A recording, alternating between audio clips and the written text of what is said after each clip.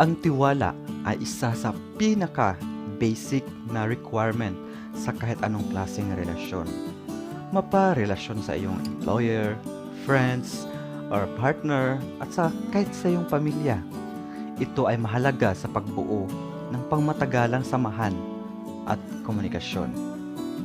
Pag may tiwala tayo sa isa't isa, our relationships will be flourish or mas mapabuti pa at mapaganda pa ito.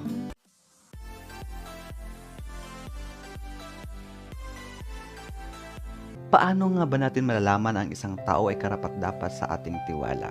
Minsan may mga napapansin tayong mga pag-uugali na nagpa-aalala sa atin na tayo ay dapat mag-ingat o hindi dapat pagkatiwalaan yung isang tao. Ngunit binabaliwala natin ito. Para maiwasan nating mabigo sa usaping tiwala pagdating sa isang tao, narito ang mga paraan upang malaman natin kung dapat nga ba tayo magtiwala sa isang tao. Una, sila'y sobra-sobrang mapang-akit. Yung tinatawag na sobrang mapang-akit, charming, sobrang bait sa'yo. Kung napapansin natin at naalaala natin na ang totoong kaibigan ay sila yung nakakapagsabi sa'yo ng maganda at hindi maganda. Hindi nila minsan naiisip na masaktan tayo, ang mahalaga ay maitama yung mali na nagawa natin. Kasi concern sila sa atin.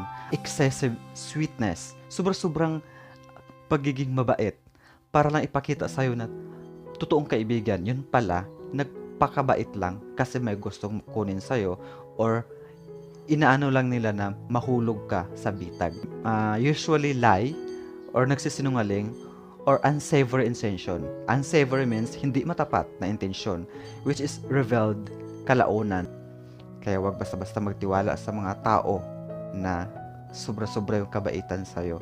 Yung feeling mo, parang pinaplastic na yata ako nito kasi puro kabaitan na yung sinasabi. Hindi man lang, parang oo lang ng oo, parang playing safe, kumbaga, di ba? Kaya, wag basta-basta magbigay ng secret sa taong ito at dapat mapanuri tayo. Number 2, sila'y may dalawang muka. Kung napapansin natin, naalala natin, sila yung mga taong balimbing sa Bisaya. Sila yung matino at mabait pagkaharap ka, pero chinichismis ka pag nakatalikod ka na. Tapos, they smile at you while gossiping with others. Ibig sabihin, napakabait pagkaharap ka.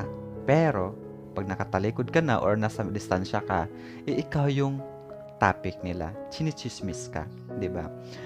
Pangatlo, hindi loyal sa'yo o walang paninindigan. Minsan masaya sila pagkasama ka, pag kayo lang dalawa. Pero, pag nasa grupo na, nag-iiba na. Madalas, pag kayo lang dalawa, sobrang saya niya. Parang ma-appreciate mo talaga yung intention niya at saka attention. Pero pag nasa iba na kayong lugar, nasa public, or kasama yung ibang mga kaibigan nyo, halos hindi ka na napapansin. Kasi nga, nandun na siya, mas focus siya sa ibang kaibigan kaysa sa'yo. Walang gana na ang pakikitungo sa'yo, nagbabago siya. Tapos, minsan, piliin pang sumama sa iba kaysa sa'yo. Kasi, parang kung sabaga, last choice ka. Pero pag may iba, syempre doon siya. Mas na-appreciate niya yung iba kaysa sa'yo. Mapagsamantala, kaibiganin ka lang dahil may kailangan. At pag nakuha na ang gusto, ay tapos na rin ang friendship nyo. Kung sa magjowa naman ay wala, break na kayo kasi nakuha na ang gusto. Pang-apat, plastic. Walang pakialam or walang malasakit. Pinaplastic ka lang. Walang pake sa nararamdaman mo. Walang malasakit sa'yo. Sila yung makasarili, namimili ng taong pinapahalagahan at tinutulungan. Hindi talaga genuine yung kabaitan nila. Kasi selective lang yung tao na binibigyan nilang value or pinapahalagahan nila o tinutulungan. Number 5, lumalabag sa kasunduan. Hindi marunong magtago ng secrets. Wag basta-basta magtiwala sa isang tao. Porket nagsabi sa'yo na cross my heart, promise to God. Kasi may mga tao na parang they just taken for granted. Ginagamit na yung mga ganong salita. Walang value sa kanila. Basta lang mahulog ka sa bitag, diba? Wala sa edad at itsura yan. Kung isipin mo, ay, tiwala ako sa kanya kasi matanda na, may edad na, matured na.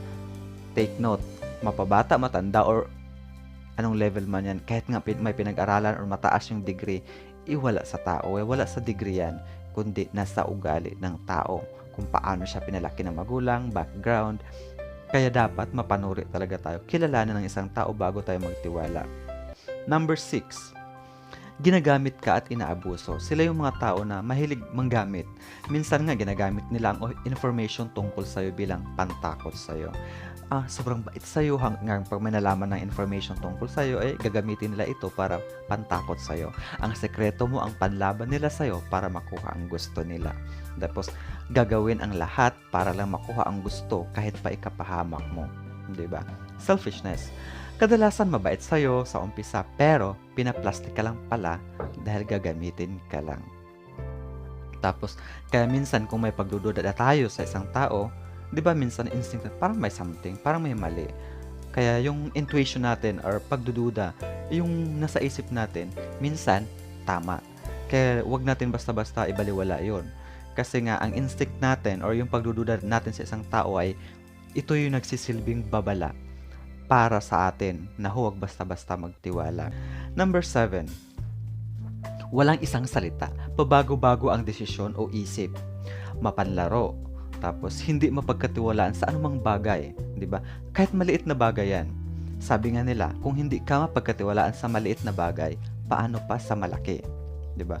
Walang paninindigan. Hindi marunong magpahalaga.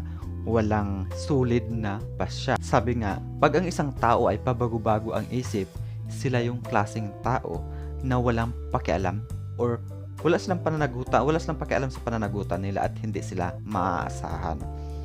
Ibig sabihin, there's no way that you can trust them.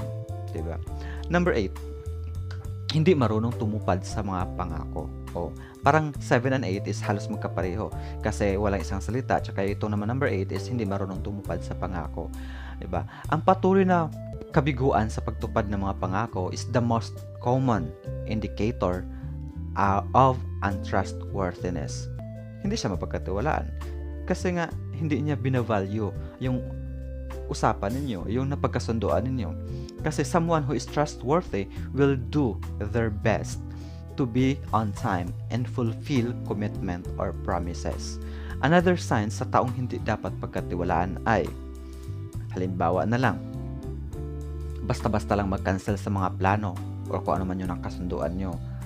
Halimbawa, pag may meeting kayo, hindi man lang mag-effort to show up on time. At it is a clear sign of untrustworthiness or hindi karapat-dapat ng iyong tiwala. Basta-basta lang mag-cancel ng usapan kung kailan nila gusto, na hindi man lang iniisip na naapektuhan ka, na sayang mo yung oras mo kasi nandun ka na.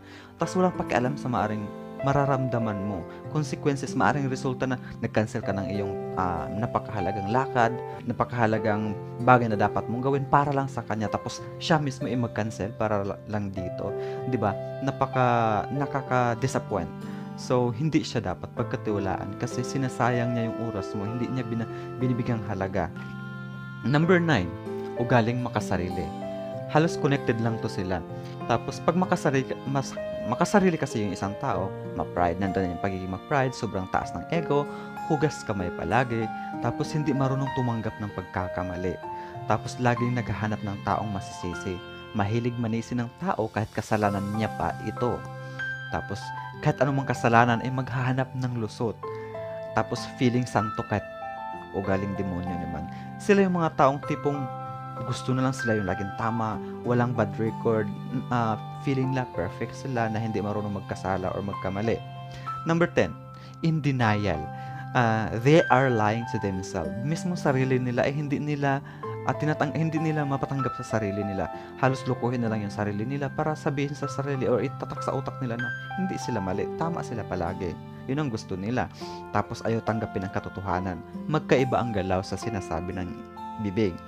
Tapos ayun na nga, according to studies show na mismo sila, ang ganitong klaseng tao ay hindi nila napapansin yung pag-uugali nilang ito.